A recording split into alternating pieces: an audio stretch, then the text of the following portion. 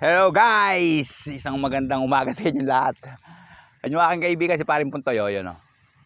Tol! So natituloy kami sa bukid para gumapas ng palay. So ayan sila. So yung mga bata yan o. Nakikita nyo naman kung paano sila gumapas ng palay. Sa loob ng pang-araw-araw. So yun yung tawag na inaani na. So ginigik na. So ilalagay na sa sako para mayaon sa baryo. So kami ni dalawa ni Paring Puntoy, so ginagapasan namin ngayon guys. Tingnan nyo naman kung gaano kadamo. Napakadaming damo. Ayan. Ayan, medyo mahirap siyang gapasin. Ito naman yung mga kalabaw dito na ginagamit sa bukid. Pang araw-araw. So pagkatapos kasing kapasan, so maghanap na naman sila ng panibagong diskarte rito. Paano umani.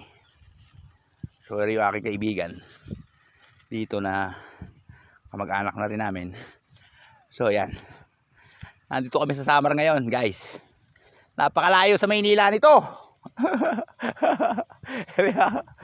Tol, kamay ka naman. Lara, yan. So gumagapas nga kami ng palay para meron kaming pambigas na tinatawag. Yung ibang gumagapas dito, so ang ginagawa lang, kagapas na sila tapos bebenta nila yung palay. Nakita nyo naman guys kung gaano kahirap gumapas ng palay dito. Bukid. So malayo sa baryo bago mapuntahan yung lugar na gagapasan mo. Pero napakasarap gumapas dito kasi ito lang yung tanging libangan mo rito eh. Wala kang makita sa sasakyan, puro bundok, buko. Yan. Ayun o, tingnan nyo naman yung mga bukuan. So kakabila pa kami dyan para makauwi kami sa baryo.